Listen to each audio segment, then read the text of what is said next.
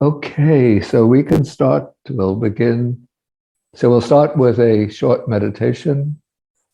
Okay, so everybody can take a comfortable but firm seat. Yeah, you keep the upper part of the body straight and upright, but relaxed. Hands can be placed on the lap, right hand over the left with the thumbs touching, or the hands can be placed on the knees or on the thighs. The head should be held with the nose directly above the navel, the belly button, the mouth closed, the eyes lightly closed, and the chin can be pulled in just a very slight angle. And then we set up mindfulness in the body. So first, you're simply mindful of the body in the sitting position. And now let the mindfulness settle into the body just for 1 minute of silence.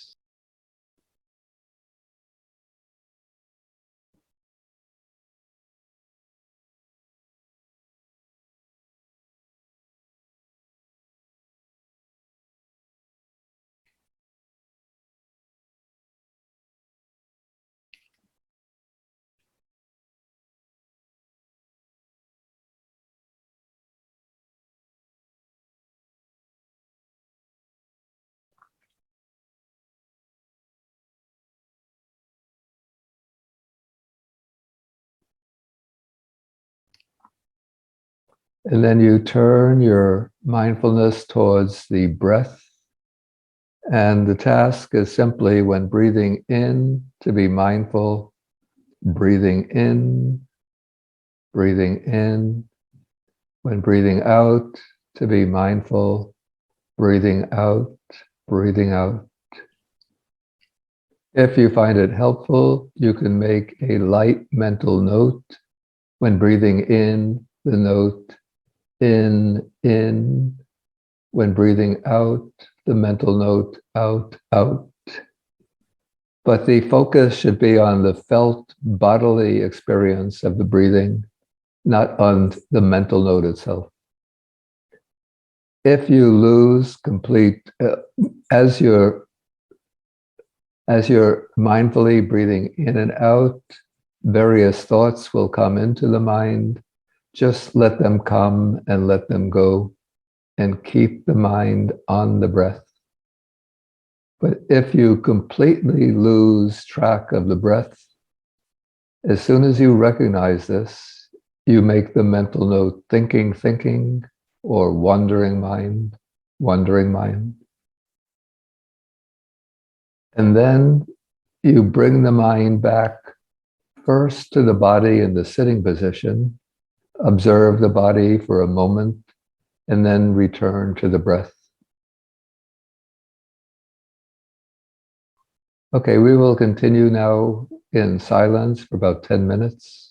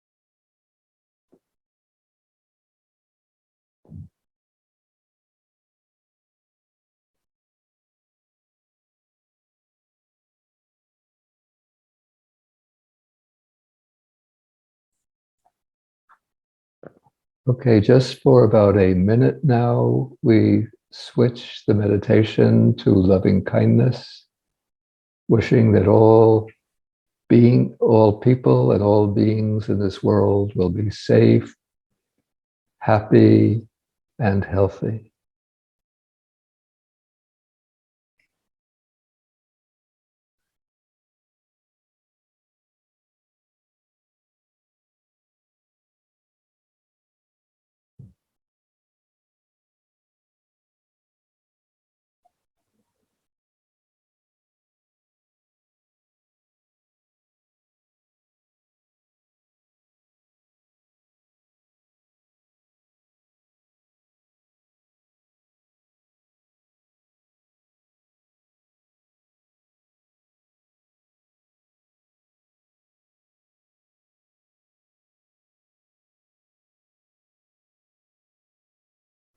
Okay, everybody can relax now,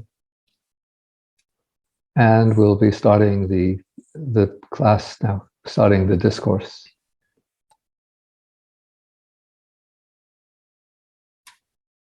Okay, so I welcome everybody to the beginning of this new series of talks for speakers of Russian. So last year, I gave a series of talks providing a broad overview of the Buddha's teaching. And this new series will have a more specific theme. The theme will be the paths to liberation in early Buddhism. We find in the early Buddhist texts that the Buddha presents the path to liberation in different ways.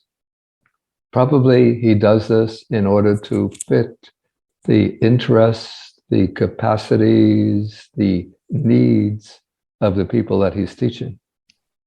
But all of these different formulations are different ways of looking at what is essentially the same path to liberation. Yeah, I will give a simile for this. It's like we have different kinds of dogs. There can be a Cocker Spaniel, a German Shepherd, a Collie, many different kinds of dogs, but they're all dogs. So similarly, we have different formulations of the path, but they are all the path to liberation. So in today's class, I'll be covering the Noble Eightfold Path. And for those who are already experienced students of the Dhamma, today's talk will probably not present anything that's really new. I already covered the Noble Eightfold Path in the course last year, but I thought it's important when presenting different versions of the path to liberation to start with the Noble Eightfold Path, because that is the most common expression of the Buddha's path to liberation. We see in the first discourse of the Buddha, the discourse on turning the wheel of the Dharma, the Buddha gives special emphasis to the Noble Eightfold Path. When he met his first disciples, the first 5 disciples, he announced to them that he had discovered the path to the deathless, and he identified that path as the Noble Eightfold Path. Okay, so let us begin by looking at the factors of the Noble Eightfold Path, and then we'll take a look at how the path is applied in practice. That is, we want to see how the 8 factors of the Noble Eightfold Path work together. To help us come to understand the Noble Eightfold Path, I'm going to share the screen. Okay, so first, we'll just run through the 8 factors, then we'll look at their constituents. So you can see we have first right view, then samma sankappa, which I translate right intention. And these 2 factors are sometimes grouped together and called the wisdom factors. Okay, then we have the next three factors: right speech, right action, and right livelihood. And these three factors are grouped together as the factors of moral practice or ethical practice. And then we have the last three factors: right effort, right mindfulness, and right concentration. And these three factors are grouped together as we call this the samadhi group, the factors concerned with meditative development. Okay, so now let us see what are the particular constituents of these factors. Okay, so the Buddha begins the Noble Eightfold Path with right view. And I think it is right view that makes all of the other factors part of a path to liberation. So without right view, for example, we could have intentions of goodwill or loving kindness, intentions of harmlessness. Many people who are not Buddhist practitioners can have thoughts or intentions like that. And without right view, many people in the world could have still right speech, right action, right livelihood. But that practice, that ethical practice without right view, would not be part of the path to liberation. And nowadays, here in the West, many people in every walk, every way of life are practicing mindfulness. Yeah, but again, without right view, this practice of mindfulness is not part of the path to liberation. And even some meditators and yogis outside the domain of Buddhism are able to gain the jhanas or meditative absorptions. But without right view, that practice of samadhi is not part of the path to liberation. So therefore, the Buddha calls right view the guide to the practice of the other seven factors of the path. So it's right view that unifies, that unites the other seven factors and makes them part of a path to liberation. Okay, so now let's look through these factors, and we can see that the way the Buddha explains right view, he says right view is understanding dukkha or suffering, understanding the origin of dukkha, understanding the cessation of dukkha, and understanding the way leading to the cessation of dukkha. So you could see from this that right view really means understanding the Four Noble Truths.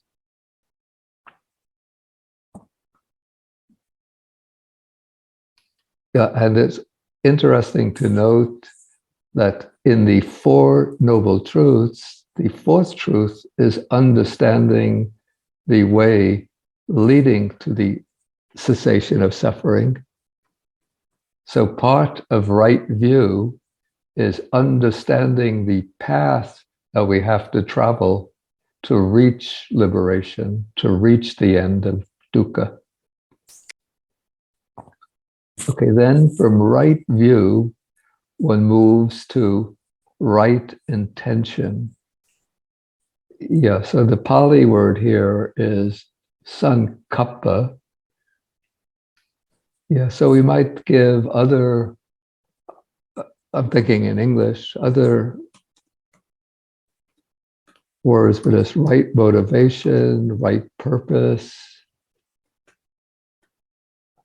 But we could say that right view is an intellectual understanding of the Four Noble Truths, and right intention is the motivation that comes from understanding the Four Noble Truths. So the way I understand it, when we understand the truth of suffering in relation to ourselves, this leads to renunciation or detachment. And when we understand that all other people and all sentient beings are subject to suffering, this leads to the intention of goodwill and the intention of harmlessness. So in this way, our view influences our intentions, purposes, aims. Okay, then when we have the right intention or the right purposes, then we have to apply that to our activities. So in this way, right intention will give rise to the three ethical factors of right speech, right action, and right livelihood. And so under right speech, the Buddha has enumerated or given four factors, four constituents of right speech. So we have abstaining from false speech, or in other words, telling deliberate lies. Yeah, and I would say that this factor is so important today, in today's world, because so many destructive policies on the part of governments and different groups in society are motivated and driven by lies, by false speech. And so in our personal lives, we have to make a firm commitment to speak the truth, not to spread false rumors and to promote lies. Okay, then the second aspect of right speech is abstaining from, here it's translated, slanderous speech, or we might also use divisive speech. Yeah, and what this means is that when we have a group of people or two groups of people who are friends, when you spread reports, when you make statements that are intended to break up the friendship between those people and create enmity between them, that is divisive speech.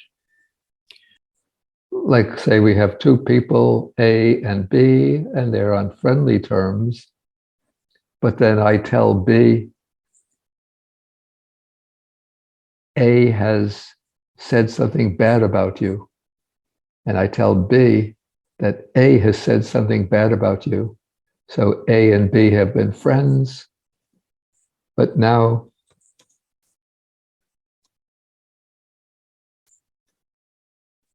A and B become enemies. Yeah.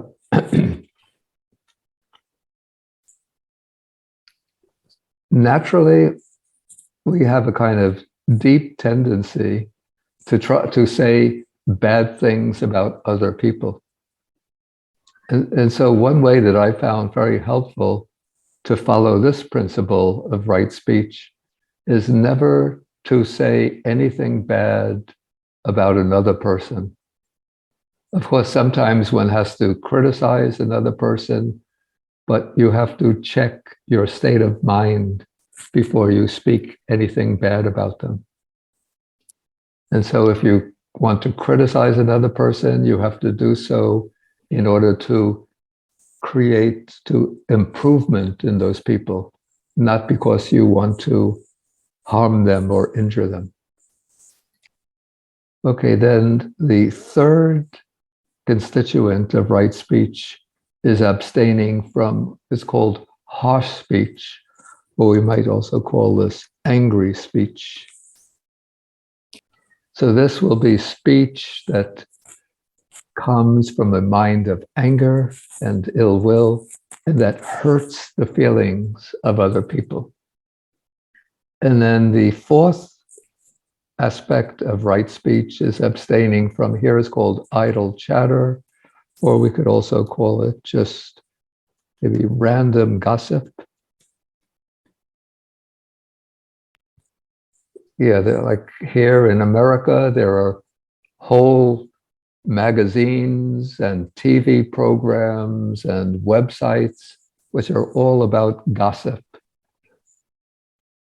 So this movie star and his wife are having fights.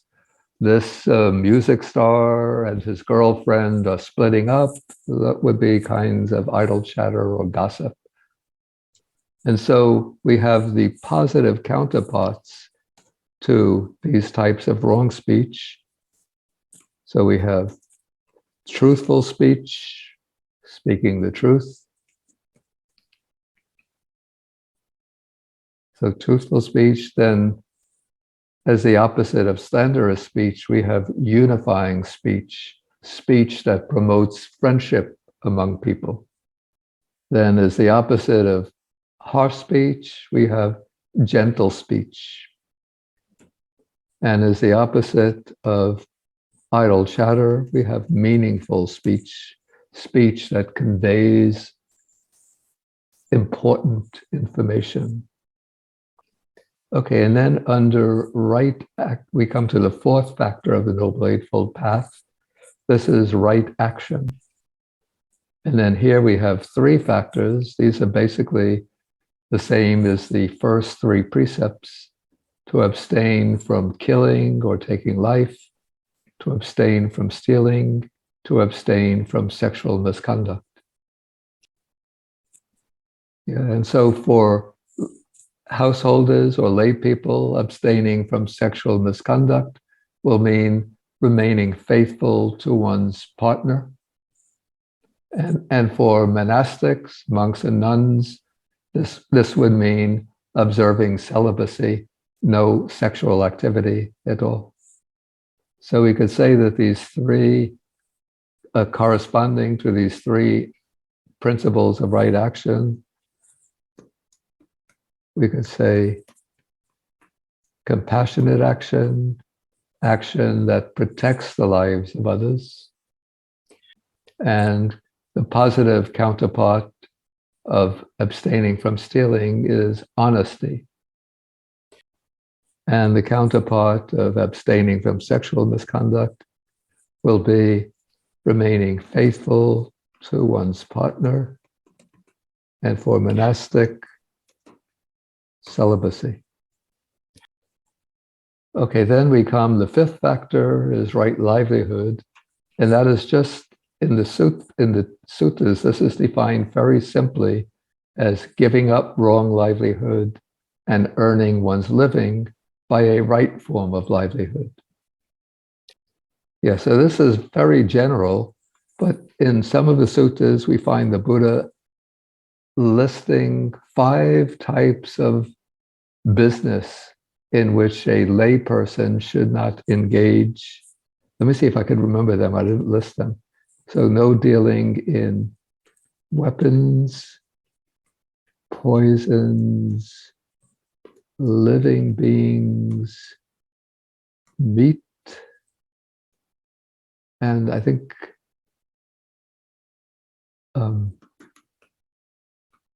the fifth, alcohol, and today we would say drugs. So no dealing in weapons, poisons, living beings, raising animals for slaughter, in meat, and selling alcohol and other drugs. So you could see from this list that so many types of businesses in today's world fall under the heading of wrong livelihood. Okay, so now we have the 3 ethical factors: right speech, right action, and right livelihood. And those factors are the foundation for the process of mental development aimed at concentration and insight. So in, in training the mind, the first factor that we need is right effort. And that also is divided into 4 aspects.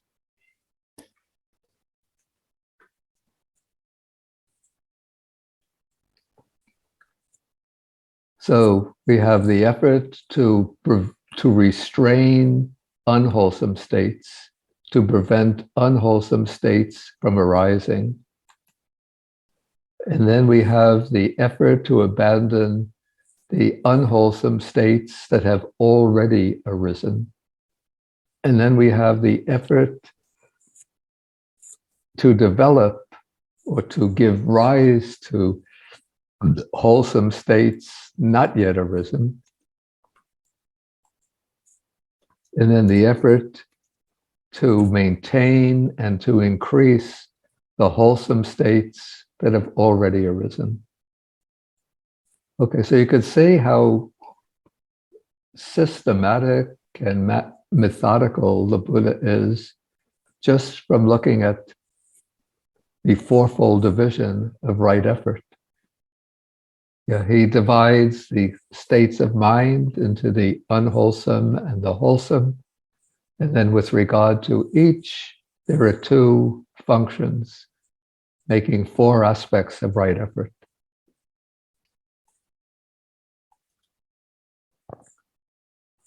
Okay, then next we come to right mindfulness. And with this, to see this more clearly, I'm going to open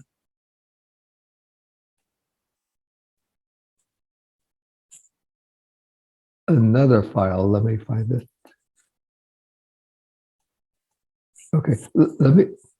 Okay, first I'll go, we have right mindfulness with four divisions, and then right concentration explained as the four jhanas.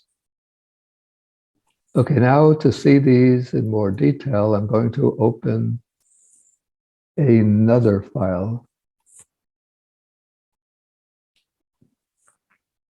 Okay, so we have right mindfulness, and right mindfulness is explained by way of what's called the four foundations of mindfulness. That is observing the body, feelings, states of mind, and then a broad category called dhammas or phenomena. Yeah, so these are the four objects of mindfulness: the body, feelings, states of mind, and dhammas. And so what is meant, first of all, what is meant by mindfulness itself? So the word mindfulness originally meant, the word sati in the Indian languages originally meant remembering. But the Buddha uses the word mindfulness to mean keeping the object in mind, not losing the object, not forgetting the object. And then he divides the field of experience into these four basic categories.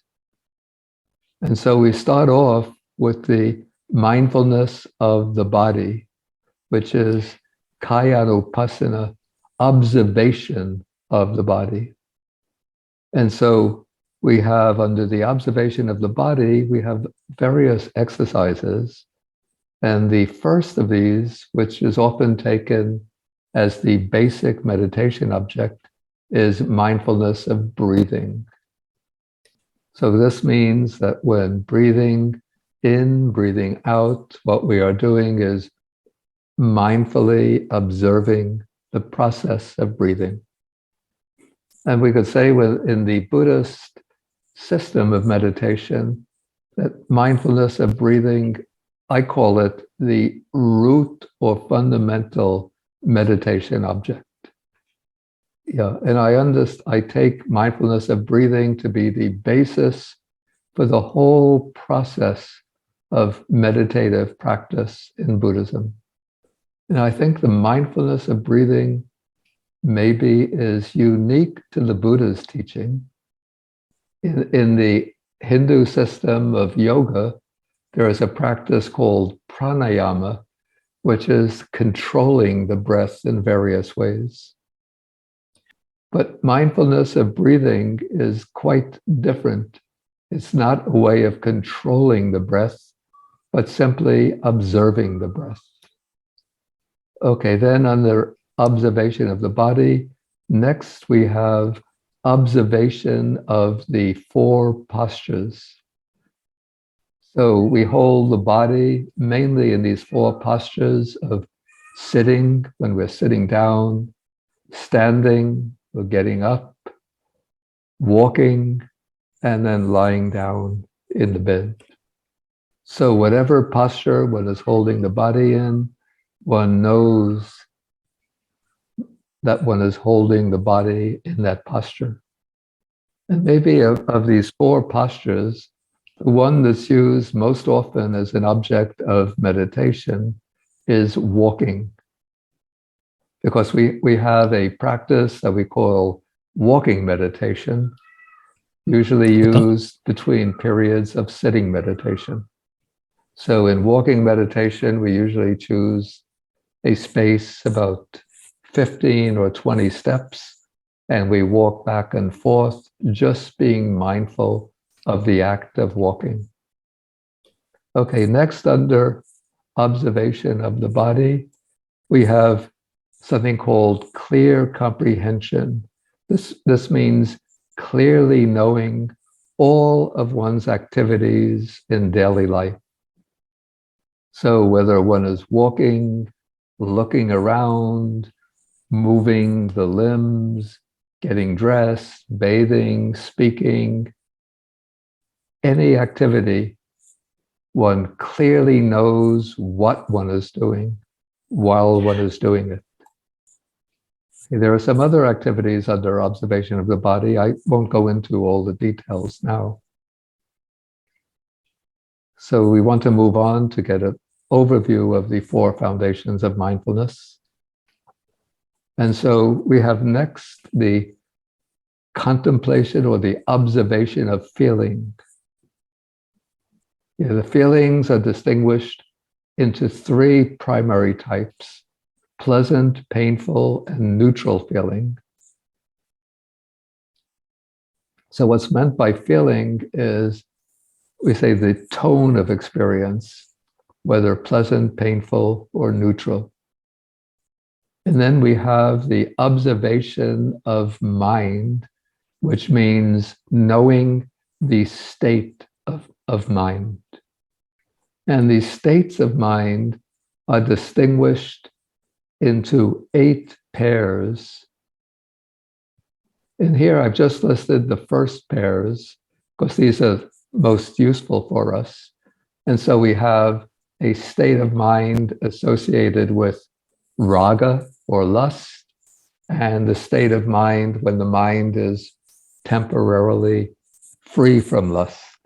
And similarly, we have a mind that's overcome by hatred or anger, and the mind without hatred, without anger. And then a mind with confusion or delusion, a mind without confusion. Yeah, so lust, hatred, and confusion, these are sometimes called the 3 poisons or the 3 bad roots. So here one distinguishes whether the mind is overcome by one or another of these 3 poisons, or whether the mind is free from those 3 poisons. The fourth pair, we actually have 2 undesirable or 2 bad states. On the one hand, sometimes the mind is too tight, too rigid. On the other hand, the mind is too scattered, distracted. So if the mind is too tight, then we have to, first we recognize tight mind, and then we can relax the mind. If the mind gets scattered and distracted, then we know that the mind is distracted, and then we make the effort to collect the mind. Okay, then we come to the fourth foundation of mindfulness, This is called observation of dhammas or phenomena. And these are phenomena that are contemplated by way of the Dhamma, by way of the Buddha's teaching. Yeah, here I'm not going to go into any details, but you could just see that there are 5 groups of dharmas. So we have the 5 hindrances, the 5 aggregates, the 6 sense bases, the 7 factors of enlightenment, and the 4 noble truths. Yeah, probably we'll, as we go through this series of Dharma talks, we'll be covering these groups in greater detail later. Okay, so this is right mindfulness in some detail. And so then the 8th factor of the Noble Eightfold Path is right concentration. And that is explained as the 4 jhanas. These are the 4 meditative absorptions. Yeah, I'm not going to go into the jhanas in detail now because we'll be taking them in a later lecture in the series. What I want to do now is to look at a little sutta which shows how the Noble Eightfold Path is developed in practice. Okay, now what happens when one is developing the entire Noble Eightfold Path? At a high point, the path turns into what we call the development of insight or vipassana. And so this is a passage. It's from the middle-length discourses, the Majjhima Nikaya. It is the Sutta number 149, the discourse on the Great Sixfold Base. So the sixfold base are the 6 sense faculties. And the passage that I'm going to be looking at shows how the 8 path factors are developed together. Okay, so now you can see section 9. Mm-hmm. Okay, so now he's speaking about a practitioner who knows and sees the I as it really is, who knows and sees visible forms as they are, who knows and sees I consciousness as it really is. And then he knows and sees eye contact as it really is, and he knows and sees the feeling based on the I as it really is. And so you could say when one has this right knowledge, then there is no lust or attachment to the I forms, I consciousness, and so on. So this is a person engaged in the contemplation of the 6 sense bases with insight. So then the text goes on to say that the view of a person who is contemplating in that way is right view. And then his intention on that occasion is right intention. His effort is right effort. His mindfulness is right mindfulness. And his concentration is right concentration. Yeah, so right here we have 5 factors of the Noble Eightfold Path working together. And then what about the 3 ethical factors? So that is bodily action, verbal action, and livelihood. That had been already purified as the basis for practicing insight meditation. And so it's in this way, he says, that the Noble Eightfold Path comes to fulfillment by development.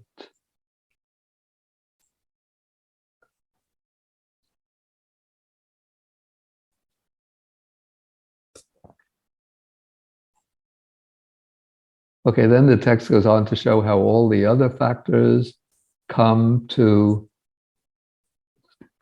development through this contemplation, but among them are these two things. This is samatha and vipassana, serenity and insight. And then through the development of serenity and insight, samatha and vipassana, he realizes, or one realizes, these two things, these are like the goal of the teaching. True knowledge, here it's given as deliverance, but I like the rendering. Oops.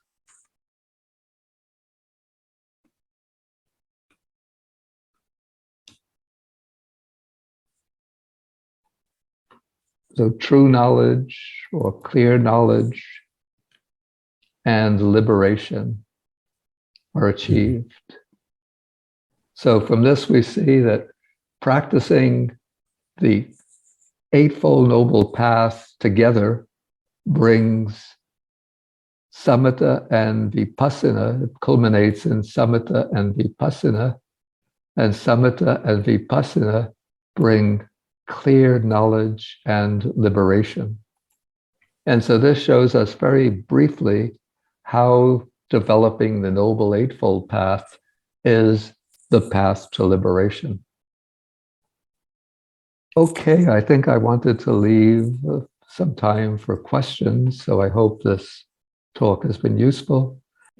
The question is it meet the ethical points of the Eightfold Path, the job as a psychologist or a therapist in the circus in the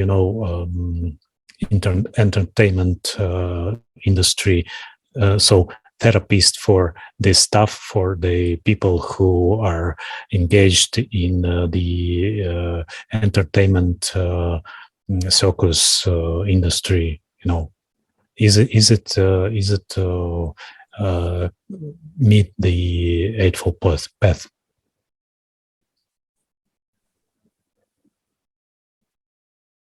I think, do you mean, does it come under the heading of right livelihood? Yeah. Okay. Yeah. So she's a psychologist for people in the entertainment industry. Is that it? Right. Yeah. So her intention is to help people, right? To help people work through their psychological problems. So that would certainly qualify under right livelihood. I don't see anything to be worried about there. So we have a question in the chat. How the seventh and eighth factors of Eightfold Path are interconnected. Is it right that jhanas can be developed only after satipatthana or on the basis of satipatthana? I see. Okay, within the satipatthana system, some of the meditation objects are capable of leading to jhana, particularly mindfulness of breathing. That's capable of leading to all four jhanas. And the contemplation of the body, the parts of the body, is said to be capable of leading to the first jhana. But it seems to me that the primary, purpose of the satipatthana system is to promote insight or to lead to vipassana. And there are other methods of meditation within the Buddhist system that are not in the satipatthana framework, but these methods lead to jhana. For example, they're called kasinas. The kasina is a disc which might be colored, a blue disc, a red disc, a white disc, a yellow disc. And the meditator just focuses on that colored disc till he gets a mental image of the disc. And then he focuses on the mental image in order to gain jhana. Yeah, another mode or type of Buddhist meditation that's said to lead to jhana is the Brahma Viharas. This would be states like loving kindness, compassion, joy, equanimity.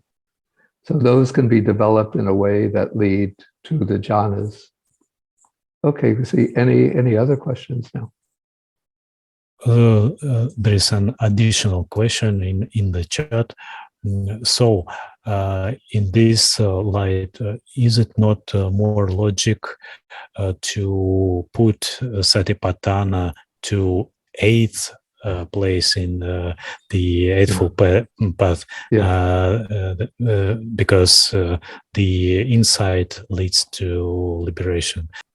I think I could see the reason for that statement, but I think the idea here is that the practice of Satipatthana is a way of training the mind, basically training the mind in order to gain jhana.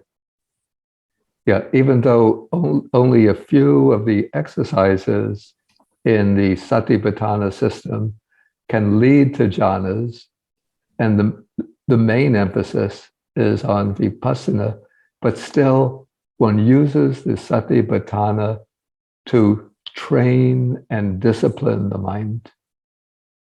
But then after a meditator attains a jhana, though it's the eighth factor in the Noble Eightfold Path, it's not the end of the path. Yeah, after a meditator attains the jhanas, he will have to come out from the jhana and then contemplate the factors like the five aggregates in order to gain insight. And then that contemplation with insight is included under right view. So right view is of two different kinds.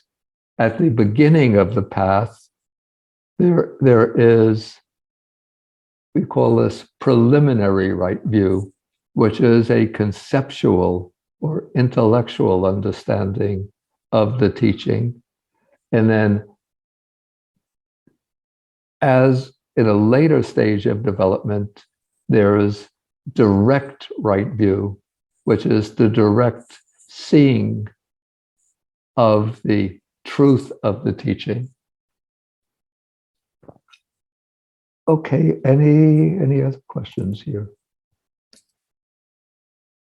Yeah, we have one additional question in chat. No, two additional questions. What was the name of the sutta Bhante showed at the end? That was the Majjhima Nikaya 149. Yeah. It's the sutta of great basis. And the second question, Venerable Bhikkhu Bodhi, if it is not too off topic, do you have advice for me to quell the hatred and anger that arises when I see one member of my family hurting another, either physically or verbally? How can I practice loving kindness towards both family members while one is hurt by the other? Okay, so this is a very difficult situation. And this is just, I don't know, like the person and the dynamics in their family. But what I would say is that first, okay, one person is hurting another.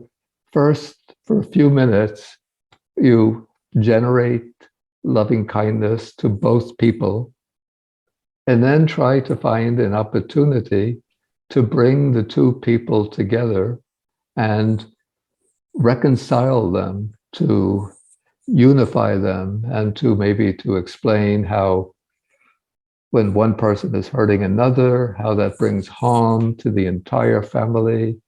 and that we're members of one family, so we should love and respect each other. Yeah, I know that's easy to say, but sometimes hard to do. But one should try one's best. And if you develop these thoughts of loving kindness, it introduces a kind of pleasant and peaceful atmosphere into the family. And perhaps it will make the reconciliation, the unification of the two people easier. Okay, I think we're going to have to end for the morning. Mhm. And we'll end with a sharing of the merits. So I will recite some verses for sharing the merits. Akasata chabumata deva naga mahidika punyantang anumodita chirang rakantu sasanam. Akasata chabumata deva naga mahidika punyantang anumodita chirang rakantu desanam. Akasata chabumata deva naga mahidika punyantang anumodita chirang rakantu mangtarang dukha pata chani dukha baya pata chani baya soka pata chani soka hantu sabeti panino. May those in suffering be free from suffering. May those in fear be free from fear. May those in sorrow be free from sorrow. May all beings also be thus.